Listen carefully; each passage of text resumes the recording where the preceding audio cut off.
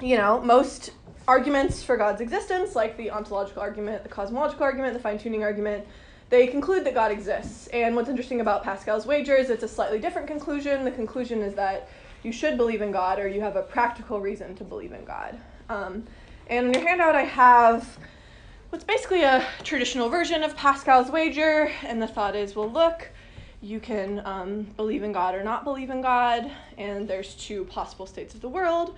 Either God exists or God doesn't exist, and if you believe in God and God exists, you could gain something infinitely good. If you believe in God and God doesn't exist, you either, there's something infinitely bad, or maybe, there's annihilationism, so there's nothing to gain. And if God doesn't exist, then whether you believe in God or not, what you gain or lose is finite. And so it looks like the expected value of believing in God is much better than the expected value of not believing in God, whether not believing in God is sort of infinitely bad or just finite. So and just really quick note, this argument isn't necessarily saying negative infinity is a number, it's just saying there's kind of an infinite amount of badness that might be associated with not believing in God if God exists. So this is just like the super, super basic argument. A lot of you probably talk about this with your intro students. And there's a ton of objections to it, as many of you are probably aware. So the one that most people kind of say first off, well, which religion should I pick? Just because I practice Christianity doesn't mean I'll necessarily go to heaven if maybe Islam is true. So this is famously called the mini-gods objection. Another big objection, well, what if I can't control whether I believe in God? Even if you've convinced me that there's sort of a decision theoretic reason to believe in God, that might not give me that might not give me the ability to do so. So maybe I just can't control my beliefs in that way.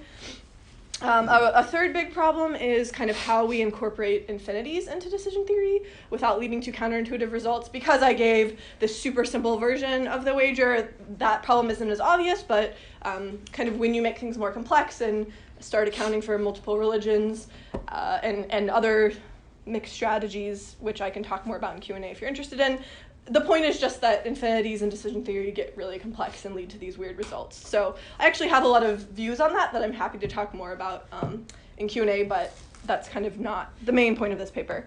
But it is a kind of problem that needs to be addressed. And then a final problem is look, aren't practical reasons for belief just bad reasons for belief? So this isn't a question of whether you can control your beliefs on the basis of practical reasons, but just because I give you a bunch of money to believe something, it doesn't seem like that's a good reason to believe it. It seems like you need evidence or some kind of epistemic reason. So it seems like even if you believe in God on the basis of this kind of thing, that's sort of a bad reason to believe in God. So these are 4 big objections. There's probably more too. I actually think there's decent responses to many of these objections, but I'm going to set them aside for now.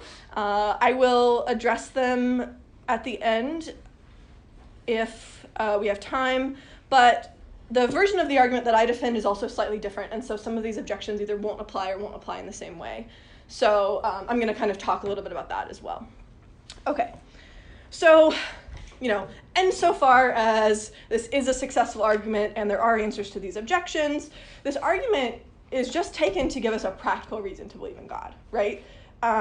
From sort of your perspective, given your credences and utilities or whatever, you can kind of maximize utility by believing in God. So it's just an argument about kind of practical rationality, right?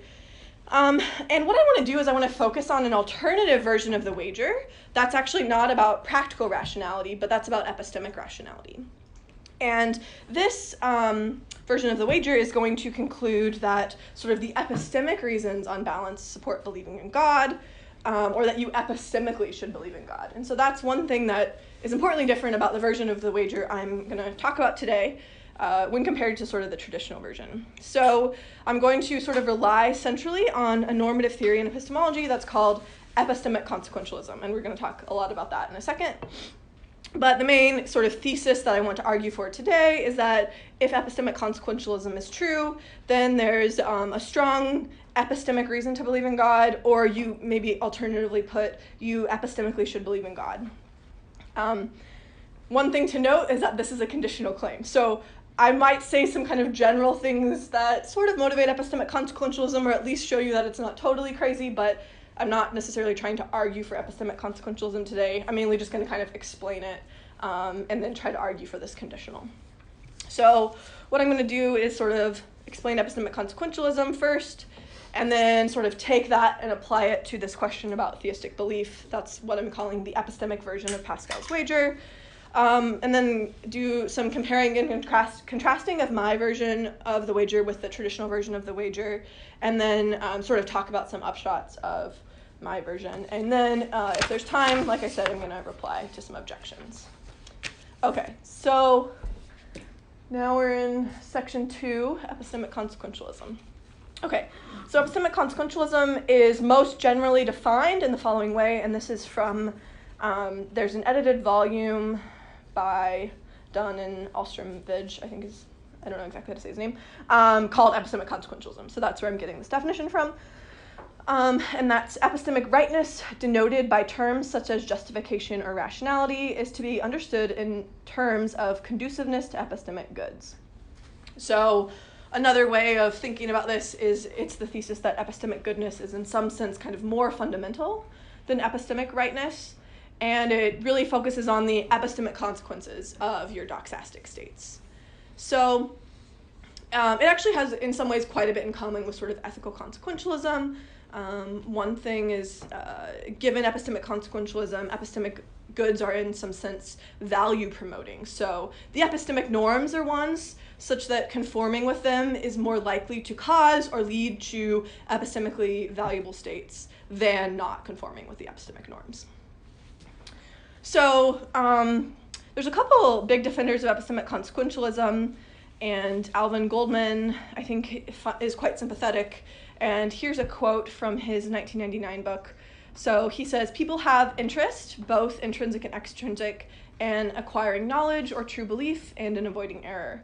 It therefore makes sense to have a discipline that evaluates intellectual practices by their causal contributions to knowledge or error. This is how I conceive of epistemology. It's a discipline that evaluates practices along truth-linked dimensions, and social epistemology evaluates specifically social practices along these dimensions." So he kind of conceives of epistemology in sort of this consequentialist way. But he's not the only one. Another person named Dan Singer is also kind of a big defender of epistemic consequentialism, and in one of his papers he says epistemic consequentialism is sort of an intuitive, natural starting point for theorizing about epistemic normativity. So why does he think that? Why is it sort of an intuitive, natural starting point? Well, one natural idea, and this is something that you might also talk to your intro class about, is that our epistemic goal is to sort of maximize the number of truths we believe and minimize the number of falsehoods that we believe. William James famously said, "Believe truth, shun error." And I think a lot of epistemologists have thought that's kind of at the core of what epistemic normativity is about. And that's actually a consequentialist way of thinking about epistemology.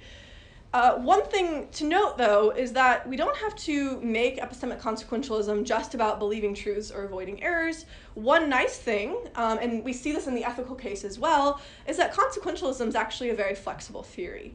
So it doesn't make any claims about what's good or valuable necessarily. It's just saying that whatever is good or valuable, we should promote that thing. And I think one thing that's interesting is, so there's these kind of consequentializing arguments in the ethical case that say, look how flexible consequentialism is, we can fit almost any moral theory into it. I mean, maybe not every single one, but quite a few of them. And one thing that I think would be interesting, and I'm not sure if anyone's done this, is sort of give a parallel argument for consequentialism in the epistemic case, so sort of show how a bunch of different epistemic theories can kind of be understood in an epistemically consequentialist way.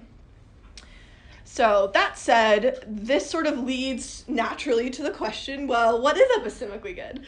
And I think there's a lot of possible candidates here. I'm going to talk in more detail about all these in a second, but here's some candidates. True belief, accurate credences, epistemically justified irrational beliefs or credences, evidentially supported beliefs or credences, knowledge, understanding, etc. So, and one thing to note is you could have an alternative version of epistemic consequentialism that takes one of these things, so let's just do true belief for an example, and says, well, it's not necessarily true belief that's epistemically valuable, but it's true belief that has a certain kind of important or significant content. Because some people want to say that epistemic norms don't tell us to go and memorize a phone book or go out and count blades of grass, because that's kind of pointless knowledge.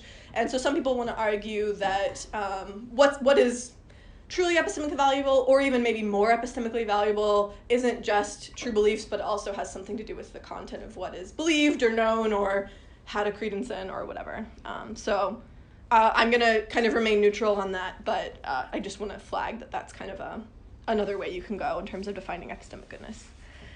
So there's two kinds of epistemic value. This is probably pretty familiar to you guys from especially the ethical case, but there's instrumental epistemic value, which is basically just something that causes or leads to states that are finally or intrinsically epistemically valuable. So some people think, well, having evidentially supportive beliefs, that's not intrinsically epistemically valuable, but it's a good indication that your beliefs are true, because there's this connection between evidence and truth. And so evidentially supported beliefs or credences are instrumentally epistemically valuable, but not kind of epistemically good in and of themselves. So then there's kind of final or intrinsic epistemic value, which means that something's epistemically good in and of itself. There's a bunch of different views, some of which I just listed very quickly about this. So the first, probably most popular view is what's called Veritism. And so that's the view that accuracy is the final epistemic value. And accuracy is often understood in terms of gaining either true beliefs or credences that are close to the truth, and avoiding false beliefs or credences that are far away from the truth. So Goldman and Singer both kind of explicitly endorse a view kind of like this. There's also many formal epistemologists who are working in this area called epistemic utility theory that also often, but not always, endorse something like this. I'm going to talk more about that in 1 second. So that's Veritism. Another view argued for by Clayton Littlejohn is that knowledge is the final epistemic value. And there's actually kind of an easy argument for this if you're convinced by the Meno that knowledge is more valuable than true belief. If you think there's something better about knowledge than true belief, then you might think knowledge is of final epistemic value, or at least of more value than true belief. Another view is that evidentially supported belief or credence is of final epistemic value. And this is defended by Feldman in his paper, The Ethics of Belief. He actually says there's nothing valuable about true belief that's not supported by your evidence, which is kind of surprising, but yeah, his view is that evidentially supported belief is the final epistemic value. And then there's a couple of people like John Convig and Duncan Pritchard who argue that understanding is the final epistemic value, or at least maybe weaker depending on how you interpret them. They think it's more valuable than knowledge. So they might be a pluralist and say that knowledge and understanding are both epistemically valuable, but understanding is more epistemically valuable. Just really quick, if you aren't familiar, so here's a quick example. So someone knows that smoking is bad for them, but they continue to smoke, and then they have a colleague who gets lung cancer as a result of smoking, and then the thought is, then they finally understand that smoking's bad and take action on it. So they had full kind of propositional knowledge that smoking's bad for them, but the fact that their colleague got lung cancer gave them this kind of deeper understanding. Some people think it has to do with understanding kind of explanatory relations. I mean, there's the debate about what exactly the difference between knowledge and understanding is, but it's some kind of deeper explanatory understanding of some proposition and the way it maybe fits in some larger framework or something. So that's the difference between knowledge and understanding. Okay, and then like I mentioned, there are pluralist views on which there's several final epistemic values. So not just one of these things is epistemically valuable finally, but several of them are.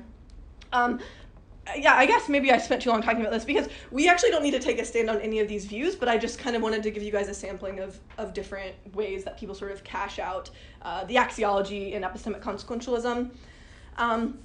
But I think really any of these views of epistemic value is going to be consistent with sort of what I want to argue today. Okay, So here's a really basic form of epistemic consequentialism, and this is on your handout, and this is kind of analogous to what active consequentialism would be in ethics. And this is defended by Dan Singer and others as well, and that's that a belief is epistemically justified or rational, just in case the total causal consequences of holding or forming that belief contain more epistemic good than the total causal consequences of holding or forming any alternative doxastic attitude.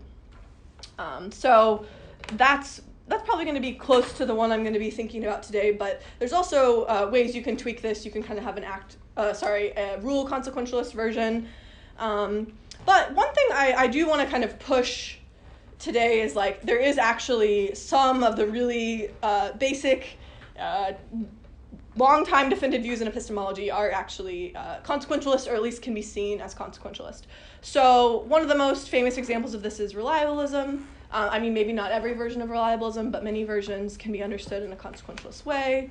So if you think some belief-forming process has more epistemic value, if it tends to yield a greater ratio of true to false beliefs, and then you cash out reliability in terms of at least, meeting some threshold of true or false beliefs, and then you say your belief is justified at a time if the belief-forming process that caused that belief is reliable in that sense that it meets the threshold. So really basic version of reliabilism, arguably a consequentialist theory. Slim Berker, he's one of the big people that argues against epistemic consequentialism, but he thinks that proper functionalism, Souza's virtue epistemology, Foley's kind of own standards view, Alston's epistemic desiderata view, we don't need to go into all of those, but just a bunch of these views in epistemology, that they're all actually epistemically consequentialist ones. And he thinks that there's actually a way of just viewing this whole debate between internalists and externalists about justification as a debate that's internal to epistemic consequentialism, and it kind of corresponds to the debate between objective and subjective consequentialists in the ethical realm. So there's a bunch of other epistemic consequentialist views that I won't necessarily go into. There's philosophers of science who defend epistemic consequentialism, I can give you some citations later. And then, I guess briefly I wanted to mention there's also this thing that's become popular in formal epistemology, epistemic utility theory. And basically what epistemic utility theory does is it's a method that's used to sort of justify rational constraints on credences. And they use a model that's similar to decision theory to argue that creedal states that meet certain conditions are supposed to be preferred because they lead to better epistemic outcomes. And here, better is normally understood in terms of accuracy or closeness to the truth. So, one really basic example is that having coherent credences is a priori guaranteed to be more accurate than having incoherent credences. And so then this is famously used to argue for probabilism, which is the view that your credences should be probabilistically coherent. And like I said, they often treat accuracy as a fundamental epistemic good, but this is actually not even essential because there's a paper by Brandon Feidelson, and he argues that there's a version of epistemic utility theory that actually treats knowledge as a fundamental epistemic good. So I think that's kind of interesting. But the main point here is just that epistemic consequentialism, it's a popular view, many epistemologists take it seriously.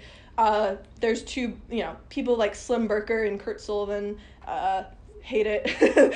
Kurt especially, he's like very intensely anti-consequentialist. But I think nonetheless it's still kind of widely held, and in some ways it's kind of even like a hot topic right now. So that's kind of the main thing I wanted to do, was kind of say people actually hold this view and kind of explain what it is. So here is sort of a relevant question that I think epistemic consequentialists are divided upon. And this question, how you answer this question, is going to be sort of a big part in determining what you ultimately say is epistemically valuable. But the question is, are epistemic norms more like moral norms or more like practical ones? So on the categorical view, epistemic norms are more like moral norms. So on this view, there's a kind of closer analogy between epistemic consequentialism and ethical consequentialism. And so it's commonly thought, although maybe not by all of our students, but I think most of us think that moral goods are kind of valuable independent of human mental states or preferences. Whether humans desire them or not, there's things that are moral, there are things that are immoral. And some people, like famously Tom Kelly, thinks that epistemic goods are sort of similar to this. And he gives this case where so you're gonna, like, let's say you're gonna watch a movie later, and then I tell you the ending of the movie. You know, you might say, no, I don't want to know, don't tell me. But even though there's a sense in which you didn't want to know, I still gave you something that's sort of epistemically good for you. I still increased your knowledge or your true belief or something. And so the thought is, what's epistemically good for you doesn't just depend on, you know, what you want to know or what you want to believe, but there's something kind of desire or mind independent about it. And like Sophie Horowitz has a paper in that Epistemic Consequentialism volume also sort of arguing for this categorical view of epistemic norms. But there's a second view that's an instrumentalist view, which says that epistemic norms are sort of more like practical norms. So epistemic decision theory would be more like traditional decision theory if you had this view. And, you know, when it comes to practical rationality, most people think that, especially if you like decision theory, I guess maybe this is more broadly controversial, but at least when you think about decision theory, what's practically valuable is sort of derivable from an agent's mental states as long as they satisfy certain constraints, like you have transitive preferences and all that. So, you know, qua kind of our best theory of practical rationality, decision theory doesn't tell you what to believe or what to desire, but it just tells you kind of how to act given your beliefs and credences and your desires and utilities. So on this view, you know, there's not like a mind-independent practical norm. You just kind of input your mental states into decision theory and then it tells you how to act. So you might have a similar view of epistemic goods on which true belief or knowledge are only valuable insofar as you desire them. And you might think, well, this could kind of help with this worry I talked about earlier where it's like, it could help explain why we don't want to count blades of grass or go read the phone book. I mean, maybe unless there's actually, you know, knowledge that we want by doing one of those things. But we normally don't care about these junk beliefs, and so this view could kind of help explain why not. But it also kind of needs something to say about Kelly's case and maybe some of the arguments that Sophie Horowitz gives too. So there's this division about how we should view epistemic norms, but I think in most cases there's going to be epistemic things that we want. We're going to want some piece of knowledge, we're going to want some rational belief about certain matters. And so I think my argument can really be made successfully without taking a stand on the nature of epistemic norms. So, you know, there's going to be some overlap between the intrinsic and instrumental view, and this overlap is enough that I think I can kind of make my argument in that space. But I'm happy to talk more about this in Q&A if you're interested. Okay, so this sort of brings me to my main argument in section 3, which is the epistemic version of Pascal's wager. Okay, so if you look on your handout, I have this second chart called the epistemic wager. It's sort of at the top of the second page. And it's actually not super complicated, which is nice. It's in some ways similar to our first chart, but just a little more states of the world. So I'm going to assume there's sort of 3 possible afterlives. So if God exists, then non-believers either go to hell, they're annihilated, or they go to heaven and universalism is true. So it's those 3 possibilities, or God doesn't exist. And W, X, Y, and Z basically denote the probability of each of those states. And then, again, there's 2 options. You can believe in God or not believe in God. And U is sort of the value of the epistemic goods that are associated with going to heaven. V is the value of the epistemic goods that are associated with going to hell. And then F1, F2, and F3 are the finite values kind of associated with each of those combinations of actions and states of the world. So the reason that F2 and F3 are different is because in one state God exists and the other God doesn't exist, so the epistemic goods are going to be different based on whether you believe in God. You'll either have a true belief or not. So they're going to be similar, but they'll be different because the world is different in those. I'm going to talk about this more in a second, but there's a kind of a choice point of whether U and V are finite or infinite. I think likely they're probably going to either be both finite or both infinite. I sort of prefer the infinite version, but I'm going to talk more about the choice point between the finite and infinite version of heaven and hell. So here's a few assumptions made by this wager. So Given theism, there's three, I think I kind of said this actually, there's three possible afterlives for non-believers that are mutually exclusive and exhaustive, and I think given we sort of understand these three afterlives broadly enough, it's a pretty plausible assumption. If you think like purgatory is a thing, I think we can just sort of subsume that under one of these. Like if you go to purgatory, then go to heaven, then that would just be heaven. So then the other thing that's actually a really crucial assumption is that the disjunction of W or X, which is the probability of hell or annihilation, that has to be either non-zero or non-infinitesimal. And that is a crucial assumption, but it's not super strong. It's consistent with thinking universalism is quite likely. And it's actually even consistent with believing universalism, as long as you don't assign universalism credence 1. So it's not, you can say, I believe universalism, as long as you're not maximally confident, this assumption can still go through.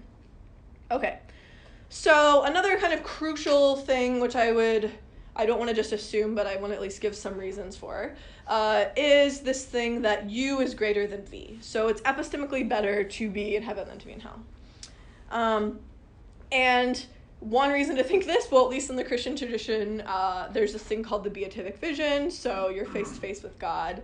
And most theological traditions take this to be at least partially an intellectual thing, where you gain a bunch of new true beliefs, knowledge, or understanding about God and yourself and the world in kind of this rich and glorious way. Sometimes it involves kind of union with God, and it might have goods that kind of go beyond the epistemic, but I think a lot of traditions sort of do understand it at least as a partially intellectual thing.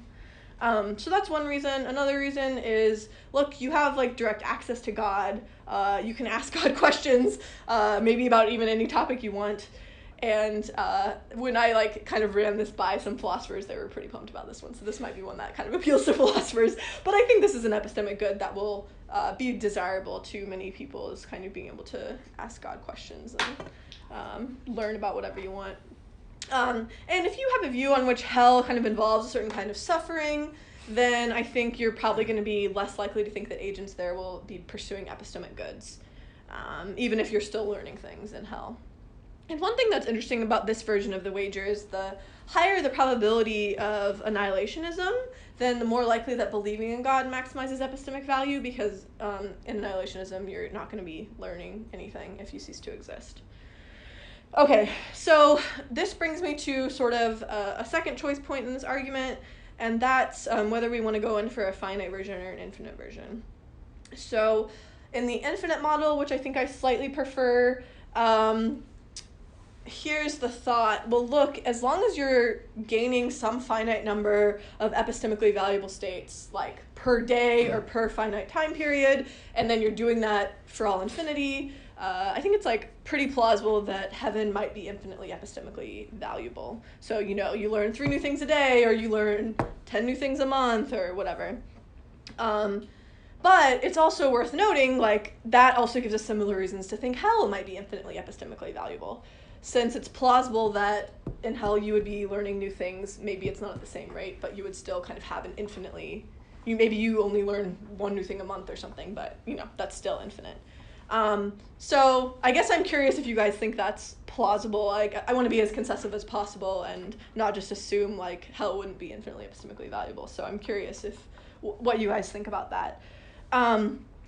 But I guess also if we care about the content of the epistemic states, not just the sheer number, then maybe this gives heaven a leg up if you think you'd learn some really valuable stuff in the beatific vision that has really important content or something. But that, again, depends on our epistemic axiology.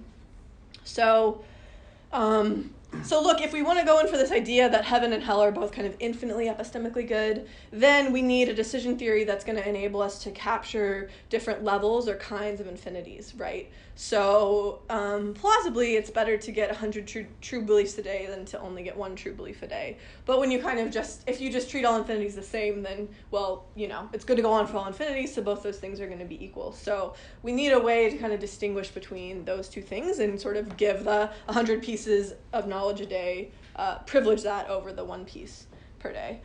But I think this kind of problem where we need to distinguish between levels of infinities, that just like completely applies in the case of the traditional wager anyway. So kind of whatever model or technical framework we use to capture that, then we can just kind of translate it over here.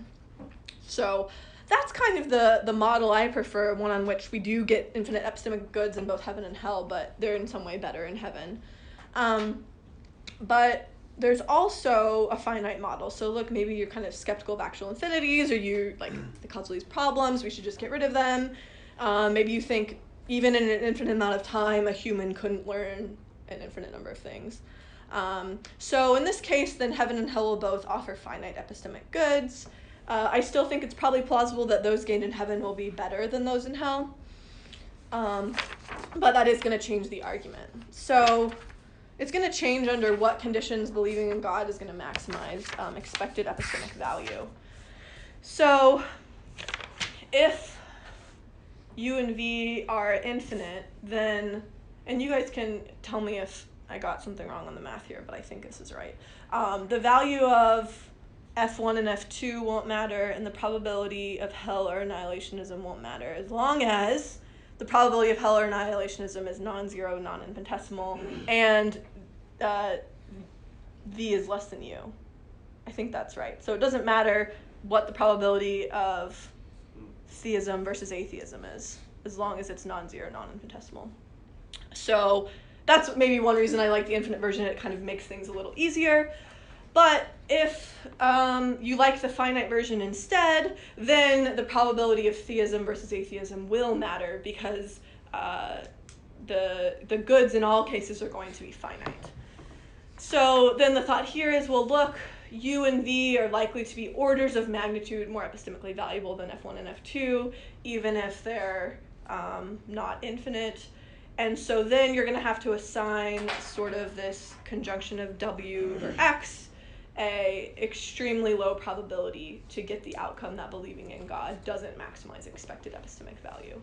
But I think that would be a way to kind of get out of the argument, is if you think the value of heaven, for example, is low enough, and then that's kind of, your credence is proportionally small. So that's a way you can kind of make it such that believing in God wouldn't maximize expected epistemic utility. But on the finite version, I think, or on the infinite version, it's going to be harder to get out of. Okay. So comparing this wager to the traditional one, I think this is a really interesting part.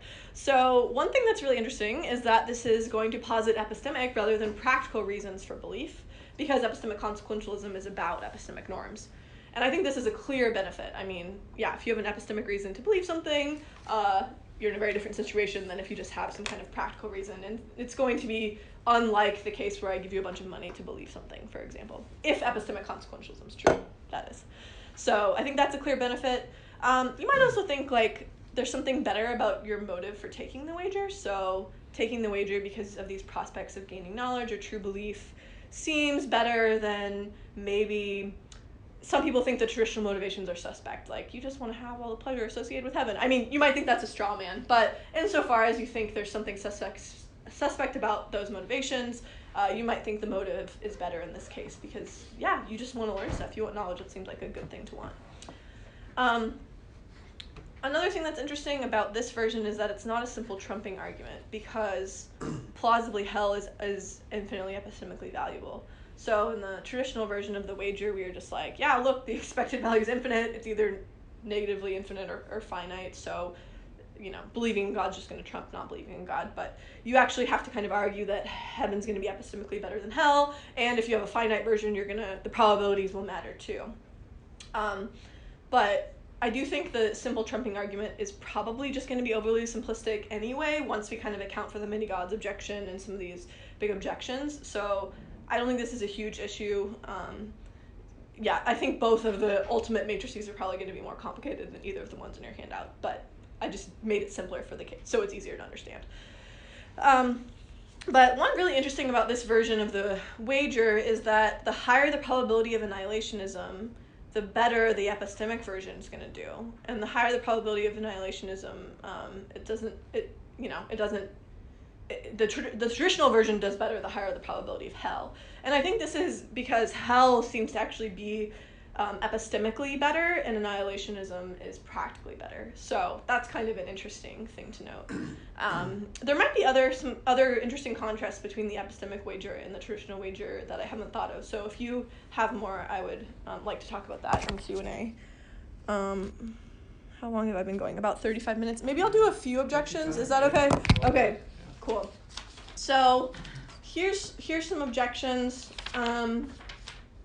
Well, you might think this doxastic voluntarism objection still applies. Well, look, just because like something is going to lead to a lot of epistemic goods for me down the line doesn't mean I can make myself believe in God right now. Okay, so look, here I've only argued that there's a strong epistemic reason to believe in God, and in fact I've only actually argued for this conditionally, kind of given epistemic consequentialism, there's a strong epistemic reason to believe in God. But I haven't even argued that this antecedent holds, and I definitely haven't argued anything about control over belief. So you might respond to this and say, well, look, no, epistemic ought implies can, and I can't believe, so it can't be that I ought to believe. So you might kind of try to modus tollens this argument. So it's worth noting that many people in the doxastic voluntarism literature actually deny that epistemic ought implies can, and think that we can have epistemic norms and be responsible for our beliefs even if we don't have control over them. But if you don't buy that, then I think the best way to respond to this would be to kind of focus on, well, what are the actual acts in question? I mean, I just put believe and don't believe, but maybe we can kind of make it more interesting than that, or make it more specific than that. Yeah, so if we just take it as belief, if that's the way we interpret it, it is interesting because there is some less pressure to move away from belief in this version of the wager because it is about epistemic reasons, and those reasons apply to belief. But I'm not sure if that really helps us with this worry about control. So actually I have another paper, not published, where I argue that when it comes to belief in God, a lot of us are in what's called an epistemically permissive case. And in these cases, our evidence leaves open what's rational to conclude, and different opinions on whether God exists can be rational for us. And then I also argue, and this has actually been argued by a lot of other people besides me, that in these epistemically permissive cases, we actually have a lot more control over our beliefs than in other cases. We talked about this a little bit this summer. The thought is like, yeah, people are like, oh, like, if I give you $1,000 to believe 2 + 2 = 5, you can't do it. But it's like, well, yeah, because you like know that proposition is definitely false. But if you take a proposition that is sort of underdetermined by your evidence, then it's a lot less clear that you don't have control over it. Something like, yeah, whether God exists might be, I think is a good example of that.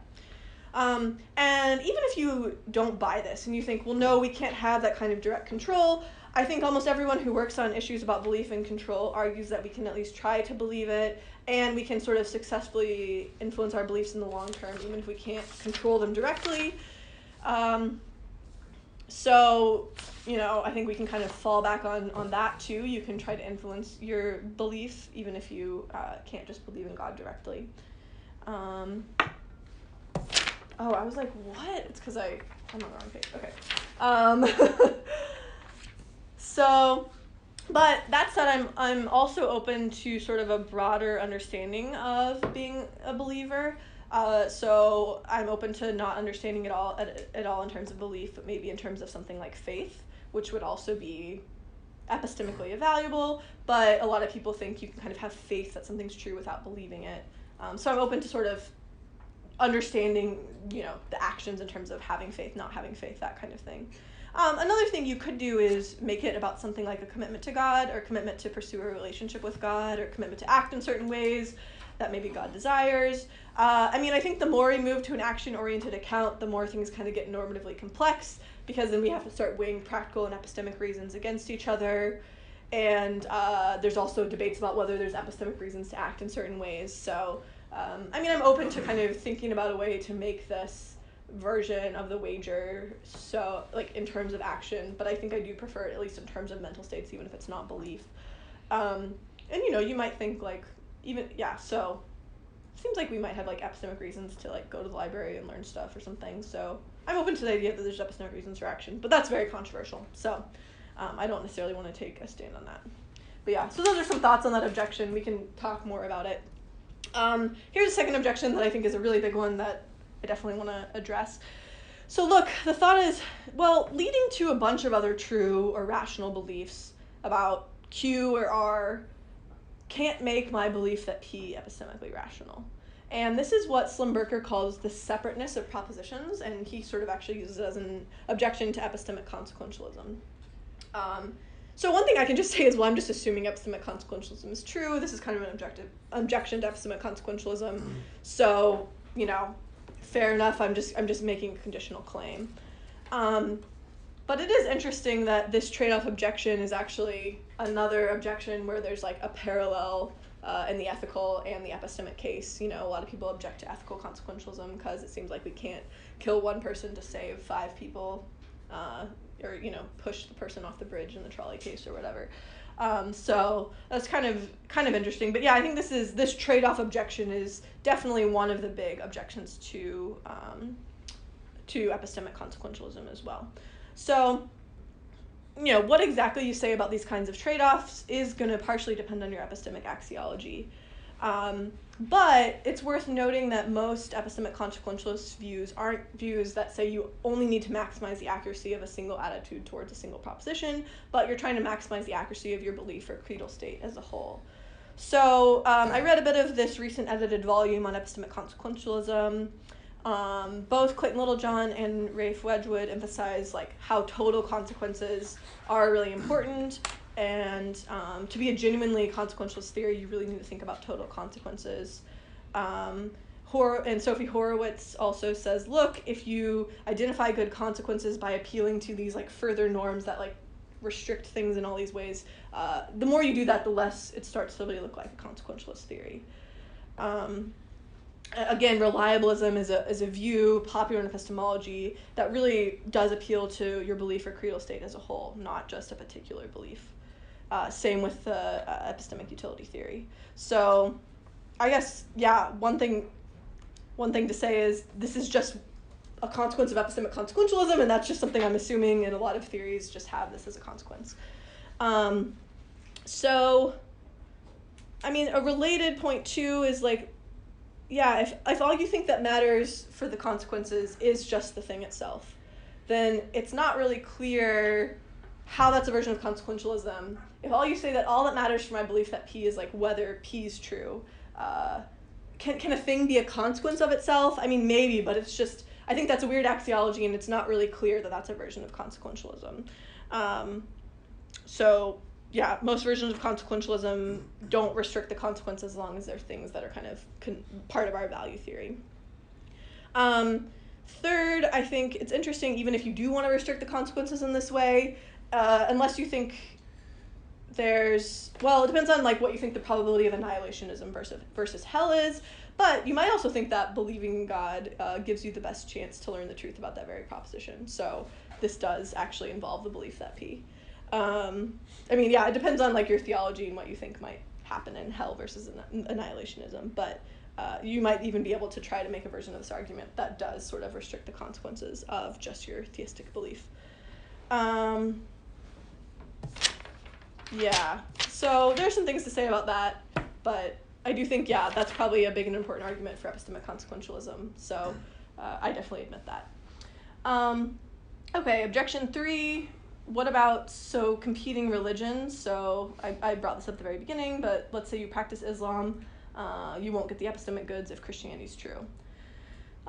So one thing, I think it's actually pretty sensible to ask the question of whether or not you should be a theist, and then you can kind of leave the details for later. So I'm not trying to adjudicate between different religions in this paper, and I think you can very sensibly just sort of isolate the question of whether you should believe in God.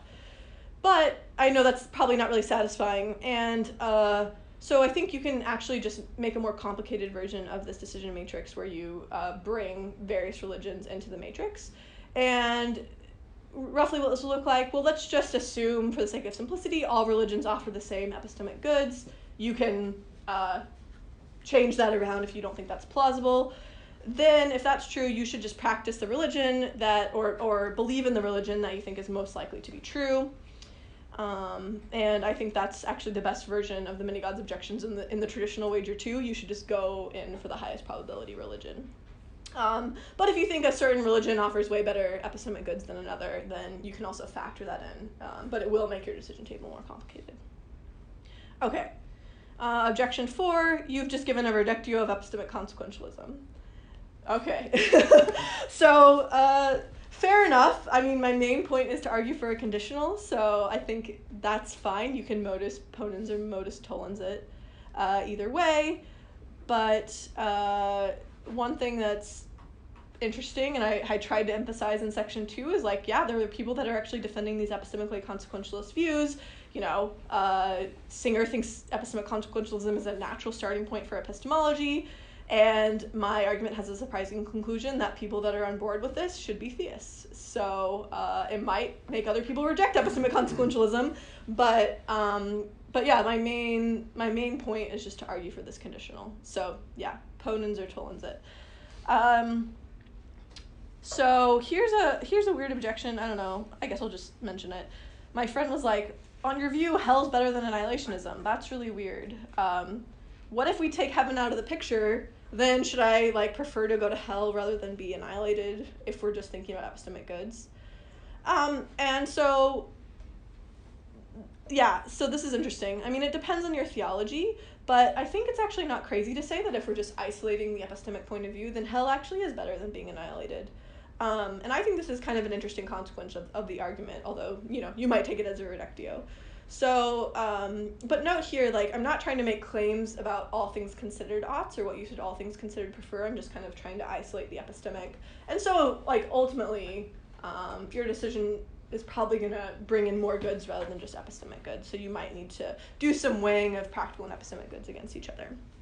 But there's also a possibility that I didn't talk about, and this would actually end up changing the argument quite a bit, but you might have a view of hell where hell is just this place full of confusion and self-deception, and actually you get a bunch of false beliefs and you lose a bunch of knowledge, and it's really just epistemically disvaluable.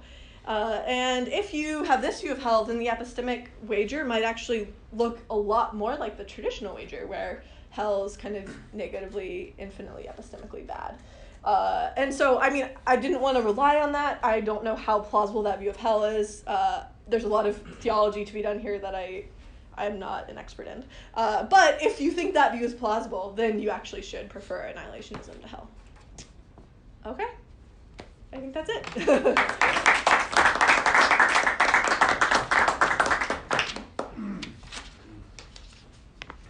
Questions, comments, objections? I have a question. Yeah, sure. So this might trend toward... Can I steal a pen from someone? Or I have you one. can have this pen. Oh, thanks. Cool. I just like to write stuff down. I'm going to hold the pen. Oh, was this Rowan's pen? No, Oh. Oh, we're okay. Get ready for the next They're all, 20 years. They're all mine. They're all mine. We're all gonna be sharing pens. So this might trend toward denying epistemic consequentialism. Yeah. Just tell me if it is. I'm just so I'm thinking about like the way in which epistemic goods will be weighed up and whether that will be different than like moral goods. Interesting. And so I want to assume that we can consequentialize like pretty much any ethical theory. Maybe it's F1s that involve dilemmas. And so in the ethical case, if we can get some amazing outcome, but it involves some like tremendous risk, maybe, you know, like performing some really bad action where a lot of people die, like, or the outcome is like infinitely good, but the probability that's assigned to the really amazing outcome is not very high. It seems like you could consequentialize a moral theory that could say that's not the thing to do, because somehow there's some way of incorporating agent constraints into the theory. So like I'm wondering like if in the epistemic case, your argument seems to work better on like a more traditional consequentialist kind of theory. And I was wondering like, so I know you talked about consequentializing early. Yeah. And I was just wondering if you were happy to go along with like the Campbell-Brown like arguments. We can just like consequentialize most any kind of ethical theory, because that seemed to like open up space for your opponent to start saying like, actually we can have an epistemic consequentialist theory that is like looks a whole lot more like a theory that you might have thought wasn't consequentialist. And it was. And it's because of how we treat risk. Is that the thought, or? Yeah, or something like that. That there's some way of like, you know, where the outcome is like performing an action that involves like, you know, taking tremendous risk for like some, I don't know, like some kind of. It makes me think of Thanos, but it's not exactly like it's not exactly like that. But yeah, I was just wondering how friendly like the consequentializing projects were to you. Like they seem like they might force you to restrict the conditional. I see. Yeah, that's a really good point. I mean, I think this is sort of related to the one of the debates that people are talking a lot about in that volume, the Epistemic Consequentialism volume, is like, to what extent can we like restrict consequences and still have a consequentialist view? So the thought, so is the thought that, like we weigh, so like let's say I'm like, I believe in God because I want to like get all these true beliefs later, but then there's this risk that God doesn't exist and I've just like God is a false belief, and we weigh that like really heavily, that like one false belief. Like the idea that like, so if you were somebody that assigned like a really low probability to God existing initially, and then if you're gonna buy into that, it's gonna be like this epistemic disaster where like so much of your worldview is gonna go wrong if you do that. Yeah. So that would be something that might be akin to like in the moral case, like killing a whole bunch of people to like maybe get some awesome, wonderful outcome. Yeah. And so that initially sounds like, okay, well that's not a consequentialist theory, but if you buy into the project that you can just consequentialize most anything, then that would restrict the conditional. No, that's a nice point. That's a really good point. Yeah, because I think I wanted to be like, like almost any epistemic value theory, but that's actually one that I might just need to say wouldn't work with this argument. But like any kind of traditional sounding utilitarian consequential theory that comes to mind, I think the argument there's also interesting questions like, because Lara Bouchek has this kind of risk-weighted expected utility theory thing. I don't know if you're it'd be interesting to I'm not super familiar with the ethical stuff like those authors you were talking about, but she thinks that we actually need a third value, so there's not just credences and utilities, but there's also these risk attitudes that basically how like risk averse or risk seeking are you, and then different you can have two people with the same credences and utilities but different risk attitudes, and then actually different things can be rational for them. And actually I think on a version of her view it's probably true that if you're really like risk averse in a certain way, then maybe it could get a similar outcome to what you're talking about. So yeah, that's actually a really good point. I would like to actually get those citations from you later, because you're right, that might be a case that I can't capture, depending on how consequentializing I want to go. So good question. I have a question for you. So I think like the way I've always thought about epistemic consequentialism, and in particular like epistemic utility theory, I think it's very different from the way you're thinking about it, and so I'm a little okay. So I just want to like understand something. So here's why I'm like we're thinking of things differently. Okay. So like Jim Joyce has an argument for probabilism, right? That epistemic utility theory argument that you shouldn't believe some of your credence in P and not P should be 1, right? Okay. So like so he's got this argument that like it's the best way to maximize expected utility, expected epistemic utility. Now suppose I say, but Jim, like let's suppose I come up to Liz and I put a gun to Liz's head and I say like, Liz, if you don't believe that if you don't assign credences that violate probabilism, I'll like kill you, and then you won't be able to believe all sorts of other epistemically good stuff. So isn't that an argument against probabilism? So like, Jim, probabilism is false. Like we should have it's epistemically rational to have credences that violate the laws of probability. Jim's gonna be like, no, like obviously there are situations where I can cause you to have bad epistemic outcomes. Like down the line, but those aren't relevant for epistemic utility theory. What's relevant for epistemic utility theory is the mental state you are in at that moment. So that's kind of basically that's how I've always thought about epistemic utility theory is the epistemic value you're assigning, the like utility function, is just the outcomes that are relevant for the utility function are just your mental state at a time, and like at the time you're making the decision. And so that's why like these sorts of just general arguments that like, well, if why shouldn't I engage in like, otherwise rational or wishful thinking, for example, might be like epistemically rational because it might make you happier, and being happier might motivate you to like study other truths or something, right? Like, but all those arguments aren't supposed, like, this is supposed to be highly like evidentialist. Yeah. So that's I guess that's what I was thinking. And then I think it's most relevant in the setup you mentioned, and this is where I was like, oh, maybe I just don't like, maybe the people have like they're thinking about this really differently. You mentioned, maybe it was Dan Singer who was I don't remember who it was. I think it was a quote from Dan who was saying that it's causal. And I guess I never thought of it as like the causal consequences. I always thought of it as sort of like the constitutive consequences as opposed to the causal consequences. But maybe I don't. It sounds like people think of it differently. So that's all stuff talking about. Like so that's kind of like where I'm at. Like your view really relies on the utility function taking into account the epistemic consequences of your action. So you're weighing the mental. Looking at the value of the mental state that you would have 10 years from now. Yeah. I mean, if you think about it in terms of like time slice epistemology, like right. It's just my current time slice that I care about. There's this other person that will be in my body, in 10 years, and that person's mental state, I might care about it. Yeah. In which case, like practically speaking, I might want to like make sure that person's not in pain or good things happen to that person. But from an epistemic point of view, what's matter is my current mental state. Yeah. So do you think most epistemic utility theory people are time slicers also? I don't know, but there's something close to, or like they're more concerned with just these like really immediate consequences. That's what I but it sounds like that is inconsistent with thinking that the consequences are causal, because if you think causal consequences have to come down the line. Yeah. I mean, so maybe not. I don't know.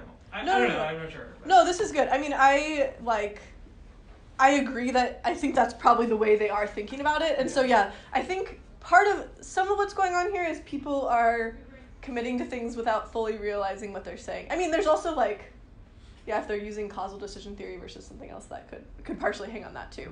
But I do think it's possible to be a consequentialist, maybe, and really restrict the consequences in the way you're talking about, right? But there's actually a lot of people in this volume who are very unhappy with that, and they say that's not truly a version of consequentialism, that's something else.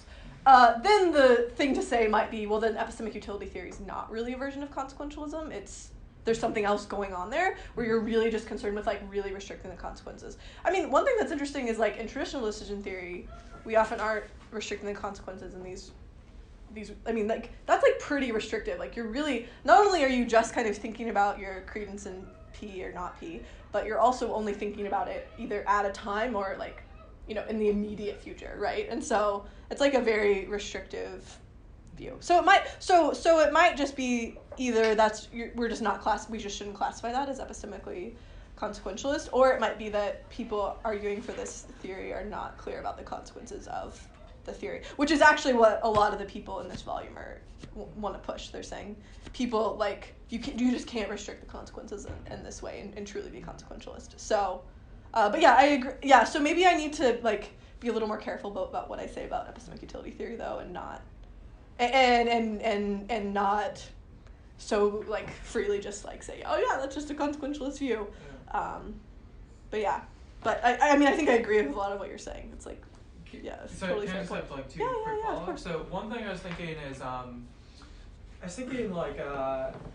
so there's two. So you were saying, well, you're really restricting the consequences because you're thinking about just whether P or not P is true, and also temporally restricting it. Yeah. So like, I was actually thinking that. So like again, I'm just like running my Jim Joyce simulator. Yeah. And like, he of course thinks that we evaluate the belief state holistically. But at a time. So like it's not that you take the sum, you evaluate your entire creedal state. So you look at like the you take your scoring rule or whatever is gonna take all the propositions.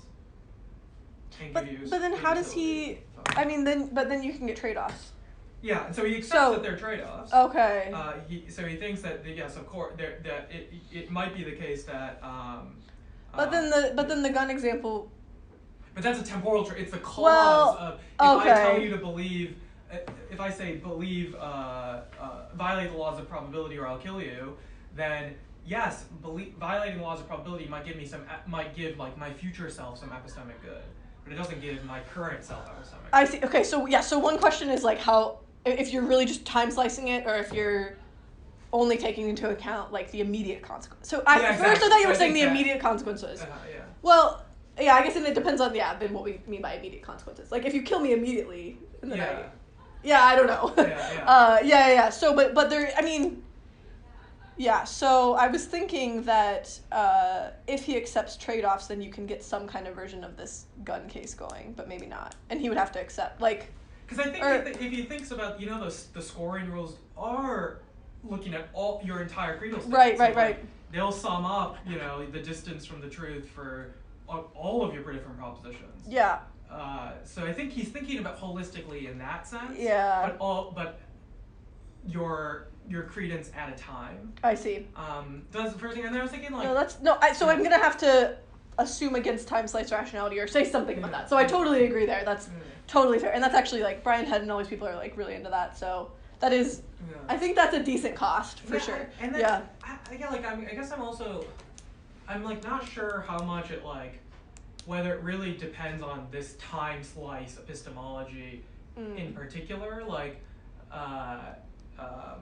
so like, because I don't know if Jim, for example, is like accepts like he might think conditionalization is like a diachronic norm or something. Right. Yeah, good point. Like, then, Head and Sarah Moss, they're not going to accept conditionalization as a diachronic norm. Yeah, right. Because that violates this whole time slice epistemology thing. So maybe I shouldn't have said it in terms. I should have said time slice epistemology. They might think they're diachronic norms. I think the more relevant thing is that they're thinking that the utility function for epistemic utility is not about your future mental states, it's about your present mental states.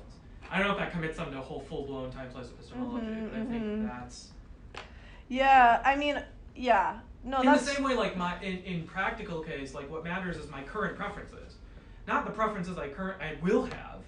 Like, it doesn't... I'm not trying to help... If I know my future self will, like, change his mind about, like, something, will come to develop future preferences, I only take that into account insofar as I prefer to make my future self happy. No, I agree, but I think the epistemic case is different because the mental states are the things you're trying to maximize. In the epistemic consequentialism. Like, you're trying to get a piece of knowledge or true belief or whatever. So, I do think if you don't restrict the consequences temporally, then I can get some version of my argument off the ground. So yeah, I think you're going to have a temporal restriction on the consequences. But most versions of traditional decision theory don't do that. Right? So that would be a disanalogy maybe between epistemic decision theory and practical decision theory, I guess. I agree with like most of what you're saying. Like I think it's really good, and I think I was like way too quick with the epistemic utility theory stuff but and I agree, like, insofar as you restrict the temporal consequences, you're totally right. Then there's questions about, like, what motivates that and why the epistemic case is so asymmetrical from the practical case. But yeah, I agree. I don't know, maybe we can talk more. Yeah. I'm also, like, a little confused, so it'll be fun to do. Okay, yeah. I mean, isn't this disagreement just about whether it's maximizing epistemic value at a time or maximizing epistemic value over time? Yeah. Right. And then in the practical case, consequentialism is typically understood as maximizing value over time. So there's a nice, you could just quickly mention, hey, you might think of maximizing value in two ways, at a time, over time. Yeah. I have in mind over time, because that's how in the practical case we think of consequences. Yeah. And that certainly fits in with the quote you got from Ostrom Bitch. Right. And I think it's right. You can reject that normative theory, and that's fine. And one question is, do you count as an epistemic consequentialist? Maybe. Maybe that's just maybe that's just semantics. But the version I'm interested in would be over time. And then maybe almost all the actual defenders of epistemic utility theory wouldn't fall into this camp. But I think it's interesting that you can have a version of epistemic utility theory that is over time. And maybe that's just an underexplored thing. Maybe because it has weird consequences. I don't know. But it is interesting then also that there's this asymmetry between epistemic and practical decision theory. So. Can I just push back one small thing? I don't think it's actually that much of an asymmetry. Forget about there's the like moral consequentialism. Okay, set that aside. But think about just like standard decision theory in the practical case. Yeah. There's nothing built into the theory that takes into account my future self's utility function. Like, my future self's preferences satisfaction doesn't matter only insofar as it matters to my current preferences. Does that make sense? Yeah, so no, like, I agree. I think it's weird because in the epistemic consequentialism case, what is valuable is your mental states. Yeah. It's your true beliefs and your knowledge. And I think that's why it's different, because in the practical case, you're normally not thinking about like your preferences as something you're trying to you're trying to satisfy your preferences, but you're not trying to. Maybe I'm confused. I agree that you're not thinking about your future preferences. There's actually weird like transformative experience issues here that are kind of interesting. Yeah. But I think there's something different because the axiology in the epistemic case is weird. I see. But maybe I'm wrong. Maybe I'm wrong. No. Clear from you. No. Yeah. So I could maybe I'm. Yeah. Yeah. Cool. Yeah. Well, I mean, this is similar. Not that I followed all of that. But I don't want to harp too much on the time stuff because I know maybe you're gonna limit it. But I'm just confused. I don't understand. Is the epistemic consequentialism or utility stuff, is that at odds with evidentialism? Because I don't especially when you mentioned brought up the multiple gods objection or whatnot, it just became really clear to me, if you had a bigger matrix, that the time stuff was going to become a big problem where it's sure, say you have infinite epistemic goods on all of the religions if they're true and you believe in them, and then some finite goods if they're false and you don't or something. But at that moment, and then then you just pick whatever religion you think is most likely to be true. But what if you're the kind of person who thinks that they're all they all have very low evidence, you have very little reason to believe in any of them, or lower evidence, less evidence to believe in them than their negation or something like that. Then it just looks like there's this weird thing where you at that moment, if you're an evidentialist, shouldn't believe in any religion, but you have future epistemic utility reasons to believe in. It just looks really weird, right? No. And maybe that's just what Rohan's. No, I think that's a great question. I think it depends on how you understand evidentialism. Okay. I think the traditional understanding of evidentialism is probably going to be an epistemically deontological theory, which is you should always proportion your beliefs to the evidence, in probably at T or something. I think that's the way Feldman and Connie set it up. So that version is probably going to be deontological, but you can get versions that are kind of evidentially that are about sort of maximize in the long term the number of evidentially supported beliefs you have, and that's consistent with what I'm talking about. But if you're an epistemic consequentialist, you might need to believe something that doesn't fit with your evidence right now, because it'll get you more beliefs that fit with your evidence later.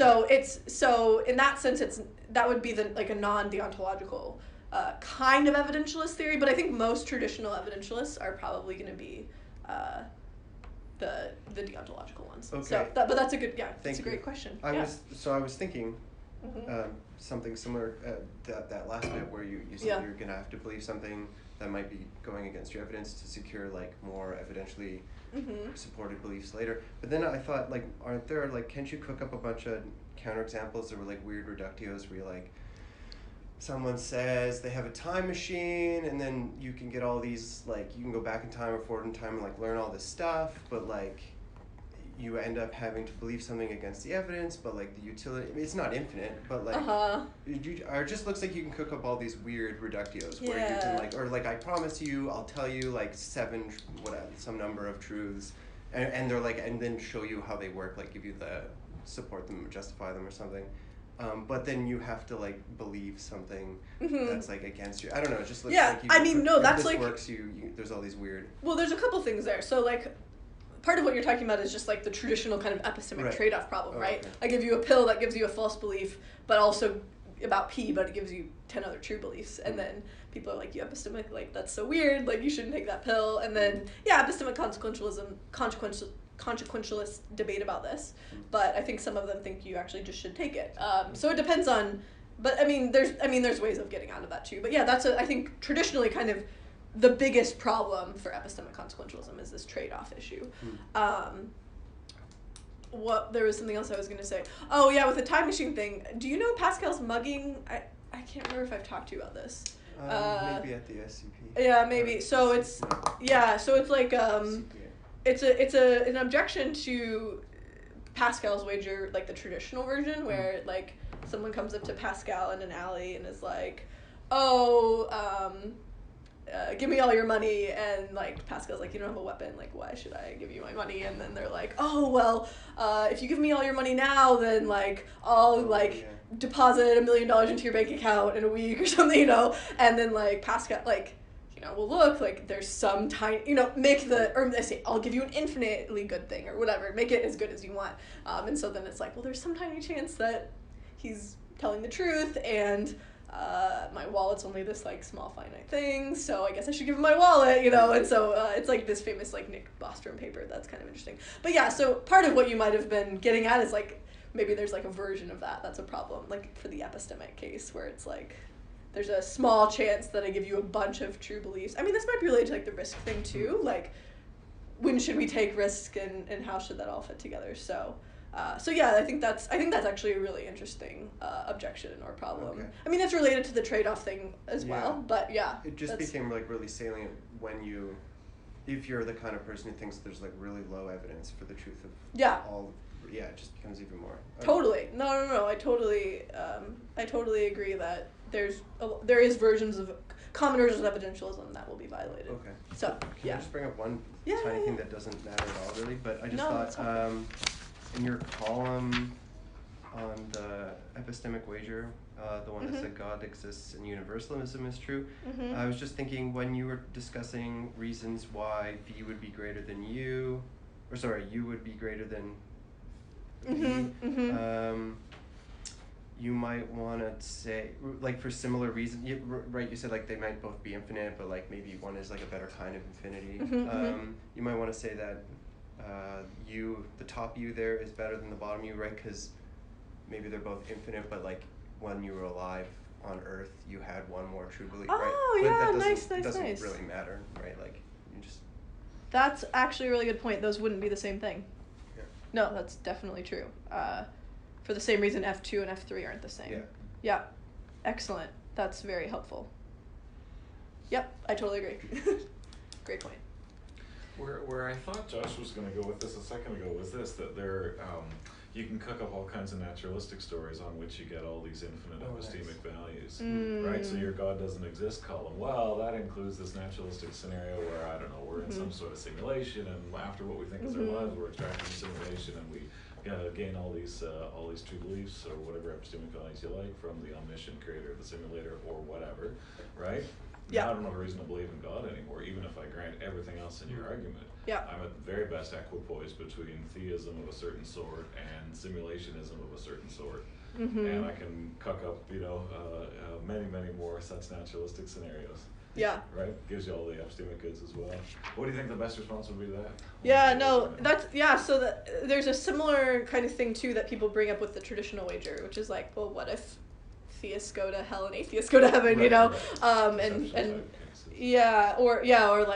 Or either God just really likes atheists for some reason, or maybe even just like the world's set up that way so that atheism's actually false, or I mean true, atheism's actually true. But yeah, so I think that at that point, once you're kind of getting that fine grained with the states of the world, the probabilities are really going to matter, and then you're going to have to think about what's the how much more likely is the scenario, like this traditional scenario that we're talking about, where you kind of go to heaven and get true beliefs because, you see the beatific vision or whatever, and then compare that to the probability of this. And then that is going to require a decision theory where you can compare infinities. But I do think it's plausible that you should, if the goods are the same, you should go for the higher chance of the goods, right? So if there's two infinitely good things and you can either have a 99% chance at that or a 1% chance at that, you should go in for the higher probability. This puzzles arise here because if you just use traditional decision theory, you multiply the probability times the utility and it looks like they have the same expected value. So you have to, there's work that has to be done to get this to formally work out, but in this case, it's like so obvious you should go for the higher chance that I think, we need to revise our formal framework to kind of account for that. So part of what I want to say is it depends on the probability of this simulation, and if you go in, especially for kind of just an agent relative, like depends on your mental states kind of thing, then maybe I'll say, well, it just depends on what probability that the person assigns. If you want to go in for a more objective thing, then maybe you would have to like give some arguments that a traditional kind of religion is more likely than that. But I guess there's a bit of a cost though there, in the sense that the project is supposed to say, look, the cons of the epistemic consequences of theism are so good that we don't need to worry about, it's a way of avoiding other arguments for or against God's existence, right? So I'm suggesting, well, it's not really, if you can get all the consequences in many, many different ways, right? Again, it's going to depend on the probability. Yeah. So, but yeah, you're right. And there's versions of Pascal's wager too, where you sort of take the wager, but then you combine it with these like epistemic arguments that God exists, and then like this is so Mike Rhoda has his book Taking Pascal's Wager, and that's basically kind of what he does. Yeah. So I guess you could take my argument and like give a version of that as well, I guess. Right? Yeah. But yeah. But what good is, or not what good is that? But like, isn't that just what class was saying? Wasn't the whole point so that we didn't have to do like natural theology or something like that? Isn't it so, like, if I thought the ontological or like the fine-tuning argument worked, like I don't care about Pascal's wager anymore, right? Like, well, no, it's interesting, but if you think about it probabilistically, I think it actually is really interesting because the burden on like the theist is much lower because all you have to do is raise the probability enough so it's like more probable than a simulation or more probable than whatever, like some other live alternatives or something, but you don't have to raise it like all the way to 0.9 or whatever you think, if you think there's some threshold for belief or just thinking it's really likely or whatever. So it is interesting because there is some of the burden is taken off because Pascal's wager is doing part of the heavy lifting, but so I think versions of the wager that say like credences don't matter at all or like the epistemic stuff doesn't matter at all. I mean, we're talking about the epistemic version of Pascal's wager, but in just the traditional case, I actually think that version of Pascal's wager just can't work. Partially for the reasons I was just talking about, how you should go for the higher probability of infinity over the lower probability. So I do think you have to pay attention to to the arguments to an extent. But yeah, I think the burden is less if you combine it with a Pascalian thing. Okay. Maybe I'm not explaining this very well, or I don't know. I just wanted to add one little thought, which is, someone might say, to resist what you're saying, someone might say, well, look, there's all these coherence worries for theism. I can easily tell a bunch of naturalistic hypotheses where you get all the epistemic goods, and there's just pretty obviously no coherence worries. Right? Mm-hmm. That's gonna help the probabilities go up a little bit over here, right? The coherence worries are serious and long-standing and have been argued about for millennia, right? But I can cook up in 5 minutes some scenarios that don't have that problem. That's obviously just part of the story, right? And you're gonna have to, I think, weigh all of that, and then also how historical evidence or whatever else too. I suppose. Yeah. or I was thinking like a dilemma where, because you're saying you just need to raise it higher than these like other alternatives, and then Pascal's wager kind of does, or your wager does like the rest of the work. But it's like if you raise the probabilities too high with these other arguments, like greater than like atheist, like not believing in negation, then it looks like you don't need the wager anymore. You just use the arguments. But if you don't raise it above like atheism or whatever the negations, then at the moment it looks like you should write the evidence. It looks like you should believe. I don't see how the wager is going to help you if you think at that moment your evidence supports not believing. I don't know. It looks like either way the wager doesn't help. I don't know. I think what the probability needs to be, it's going to depend on, probably given this conversation, very complicated sort of holistic facts about the values you assign to various states of the world, kind of what the other live hypotheses are. And so I don't think it's always going to be as simple as above or below 0.5 kind of thing, just because, like, given certain utility functions, you could be rational to actually commit to God, at least in terms of acting in certain ways, when your credence is below 0.5. And then there might be other people where it has to be, like, way higher. And so, yeah, I mean, it's going to get complicated because you're going to really just have to kind of do the decision theory to figure out what the probability needs to be. But I also think it's probably not true. I mean, there's a question about what the significance is of having your credence above 0.5 as well. And I don't think it's always true that at least, like, having your credence above 0.5 in something means you should believe it, for example.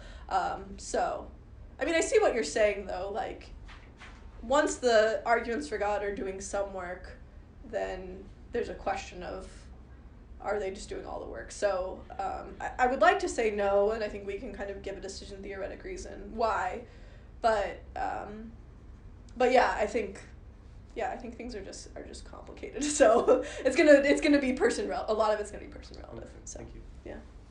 Yeah, it's a question about how you understand the difference between the practical and the epistemic. Mm-hmm, so I thought that. So here's how I thought the paper was going to go. So I thought we were going to start with this idea that there's this distinction between the practical and the epistemic, and that the practical is like state-based reasons, and the epistemic are like content-based reasons, right?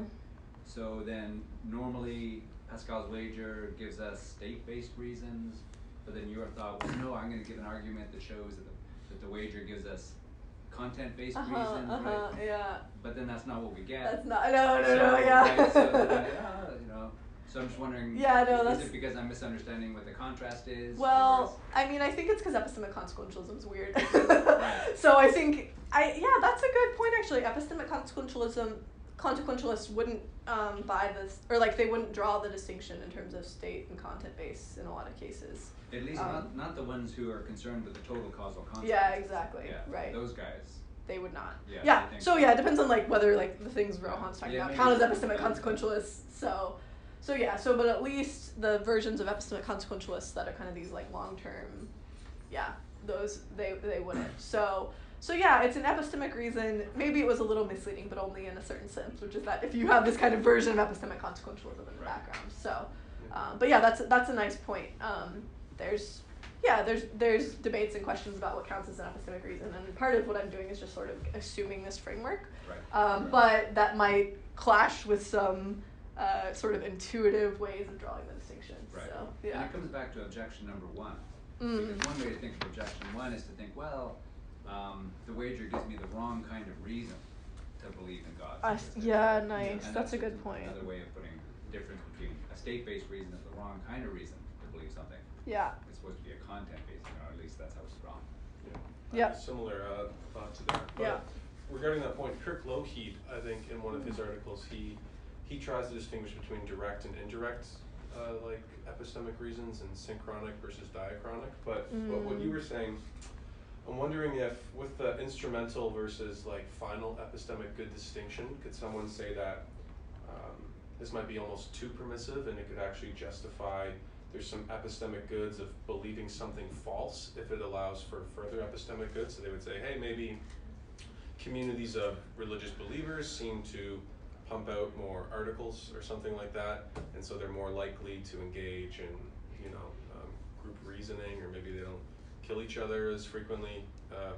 Historically, I don't know, but anyways, there's some believing something false will lead to other epistemic goods. So they say, hey, you could still justify some funky scenarios there. Yeah. So I don't know if part of that is the distinction as well that we're talking about. Yeah, I mean, and it's related to like the trade-off worry again, which I think is coming up a lot. So maybe I need to add a little more about that, because I do think that some epistemic consequentialists just kind of bite the bullet there and say, sometimes you do have to believe something false, but you're getting all these other epistemic goods, so it's great. But it's similar to the consequentialism case. Consequentialists say you can kill one to save a bunch, and then other people are like, no, you can't kill one, that's immoral. So, it's definitely, I think I said this earlier, and it's in some ways just a problem for epistemic consequentialism. I guess, there's questions about whether it would be a problem for for all versions, or there's ways of still being somewhat of a consequentialist, but kind of getting around that. And that's related to the consequentializing questions too, whether we can build that into our value theory in some way. And, so in the Elgin article, Catherine Elgin, talking about disagreement, she throws in, and this is different, she's talking about steadfastness and things like that, but she throws in 2 criteria for where a person may rationally remain steadfast despite the presence of disagreement, because for their community it's better to have diverse thinkers. And it was, I forget, but if they had good enough reasons to start with, and I don't remember what the second one was, but she put in 2 criteria so that you're not justifying maybe flat earthers or things like that remaining steadfast as well. Just for the good of inquiry, right? So to raise the bar a little bit. So maybe there's something similar that could be done here. Yeah, like give some criteria for it. I mean, another thing that I think, and I wasn't trying to rely on this too heavily here, but I do think that a lot of us are kind of in an epistemically permissive case when it comes to theism. So I think for a lot of us, it's probably not going to be a situation where it's just like, it's like leaving 1 + 1 = 3 or something, you know, or, I mean, maybe for some people, like, they just are so convinced it's false that it will be like that for them, right? But I think for others, it might be a situation where, like, look, there's, like, been this super long history of these debates about God's existence, and there's, like, a ton of arguments for God, but, you know, maybe some of those aren't great, but then there's problem of evil and the problem of divine hiddenness, and, like, our evidence is really, it's, like, complicated and difficult to evaluate, and if we are kind of rational, believing in God or not believing in God, then I do think that actually the trade-off objection does look kind of different, because it's not obvious that we're just like believing this false thing, but maybe we're believing something that is potentially rational for us, or at least not, you know, super improbable in our evidence. I mean, of course, if you just assign all religion super low probability, you'll be in a different camp. With this fork in the road, at least, because this is kind of, I'm dancing around this topic with my MRP right now, but Schellenberg might say that on certain really detailed religious propositions, we ought to either like disbelieve them, or for certain things, maybe for someone it might be better to accept versus believe, so it might be theoretically fruitful to employ some of them, but when it comes to like kind of the paper, we would suspend judgment, and so there might be a hierarchy, because he might contend that you can get some of these same benefits by acceptance and not belief. So I don't know where all that. Yeah, and that's related to kind of like, do we want to understand it in terms of believing? Do we understand it in terms of faith? Do we understand it in terms of like a commitment? And the commitment, I mean, so the way I think about acceptance is it's at least often understood as kind of acting as if P is true. And if we understand it that way, I think it's hard, because then it really is just about whether you should act in certain ways. And then if we want to do an epistemic version of the wager, we have to talk about whether there's epistemic reasons for action. And I mean, I'm open to there being those, but some people are very adamantly against that. He also, in an article that he published a while ago, Schellenberg kind of set up these truth-triggered religious commitments. So he said, I am generally, so like the idea that someone could write in their will, if I have a son that I conceived many years ago and he comes forward, then I leave this much to him. But if this person never had that kid, the will's fine. If someone comes forward and says, yeah, actually my mom and him met in Cancun, 30 years ago, then he gets a chunk of the will. And so Schellenberg could say, I could generally commit myself to this God if it's true. And so if he dies, he's got all these hypothetical things that can be triggered in that way. And so I don't know if that would... I should look at that. That's interesting. Yeah. Or just, like how that kind of commitment would interact with this sort of I'm argument. open and committed to it, but as of right now, I don't think it's true, but I want it to be true. Yeah, I think, no, these are some interesting ideas for, like, if we want to move away from just saying, just believe in God, like, what could the alternative attitude be? Yeah, that's really interesting. I'm not familiar with that, so I should look at that. More or less time in purgatory. Yeah, right. Dante's philosophers up top. I wanted to give Marshall a chance. Are you still with us, Marsh? Did you want to ask a question? Yeah, I think it might have been covered, but I just want to check. Do you have in your argument, or it's already been talked about, that there's a assumption to maximize your epistemic benefit, or at least pick the greatest among two options for epistemic benefit? I'm just making that word up, but... Yeah, like maximize expected epistemic utility. Yeah, I guess I was kind of thinking about it that way. I mean, there's different decision rules, so you know, I guess you might try to apply another rule besides that if you're not happy with that. But that's kind of the one I was thinking about in the background. Yeah, and that's. I don't see it in here, and I think it might be needed. I don't know. I'm just thinking out loud. I'm not really sure. I'm friendly to this argument. I like how it works. I don't even mind about any probabilities, but thinking like, give me a reason to pick one epistemic state over the other. What's my motivating principle? Maybe to maximize my epistemic states, or pick one better than over the other, but maybe it's not maximal. I think that's what Pascal needs to do his properly. You needs to be rational to maximize your practical benefit.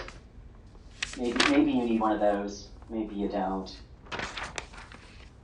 Yeah, I mean, I think that's in some ways similar to at least the sort of act consequentialist version of epistemic consequentialism. Do you have the handout?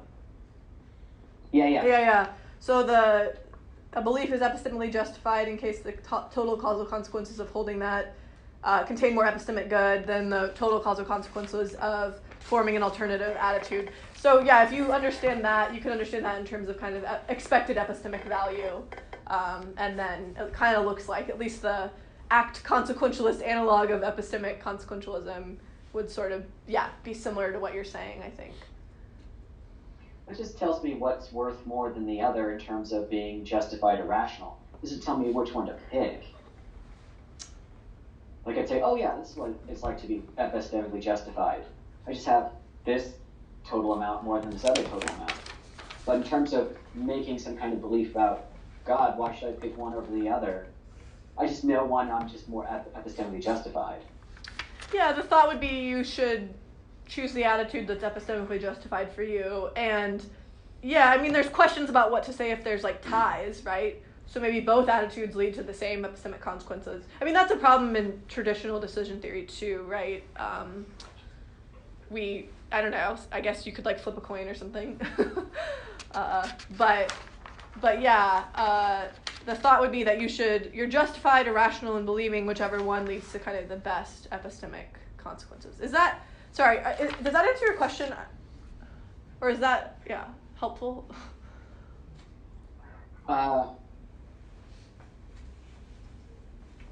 It's fine. I mean, it seems okay to me. I mean, like okay. I said, I'm on board. I was just wondering if you needed an assumption about, like, an explicit one that says, hey guys, when you got these kind of scenarios here, you got to pick the route that maximizes your epistemic rationality or your rational states, and this one does it.